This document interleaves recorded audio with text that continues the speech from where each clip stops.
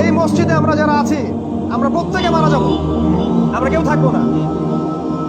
এখনকার পৃথিবীতে যারা আছে যত জালেম সবাই মারা যাবে। এখনকার বিশ্বের সব মাজলুম মারা যাবে। এখনকার বিশ্বের সব কুফার, সব তাগুত, সব মুশরিক মুনাফিক মারা যাবে একদিন। বেশি দিন বাকি নাই এই পৃথিবীর, সবাই মারা যাবে। আল্লাহ পাক বলেছেন, ফামান যুহজিহা আনিন নার ওয়া উদখিলাল জান্নাতা ফাকাদ ফাজ। যে ব্যক্তিকে জাহান্নামের আগুন থেকে বাঁচানো হবে এবং জান্নাতে প্রবেশ করানো হবে, একমাত্র সেই ব্যক্তি সফল, আর কেউ সফল না। ওয়া মাল হায়াতুদ দুনিয়া ইল্লা মাতাউল গুরুর। এই দুনিয়ার জীবন প্রতারণা ছাড়া কিছুই নয়। তাই মৃত্যুকে স্মরণ করলে জীবনের উদ্দেশ্য খুঁজে পাবেন।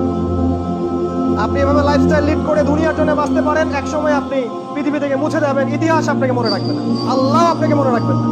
আল্লাহ পাক বলেছেন সূরা তাহার মধ্যে যে আমার জিকির তোমার কাছে এসেছিল কিন্তু তুমি সেটা ভুলে গিয়েছিলে, এই কারণে আজকেও আমি তোমাকে ভুলে গেলাম।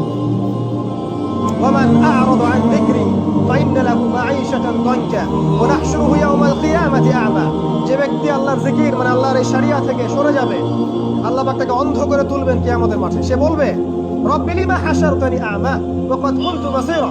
আল্লাহ আমাকে অন্ধ করে কেন তুললেন, আমি তো পৃথিবীতে দেখতে পেতাম। তখন সেই ব্যক্তি, আল্লাহ পাক বলবেন যে তোমার কাছে আমার জিকির এসেছিল, ফানাসিতাহা, তুমি সেটা ভুলে গিয়েছিলে। ফানাসিতাহা ওয়া কাযালিকাল ইয়াওমা তুনসা। আর এভাবে আজকে আমিও তোমাকে ভুলে গেলাম। তাই এভাবে আপনি দুনিয়ার জন্য বাঁচতে পারেন অথবা আপনি পরকালের জন্য বাঁচতে পারেন।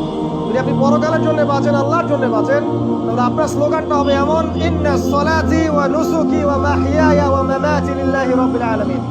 আল্লাহ, আমার সালাত, আমার সিয়াম বা আমার কুরবানি, আমার সালাত, আমার কুরবানি, আমার ত্যাগ, আমার জীবন, আমার মৃত্যু সবকিছু লিল্লাহি রাব্বিল আলামিন, জগৎ সমূহের প্রতিপালক আল্লাহর জন্য।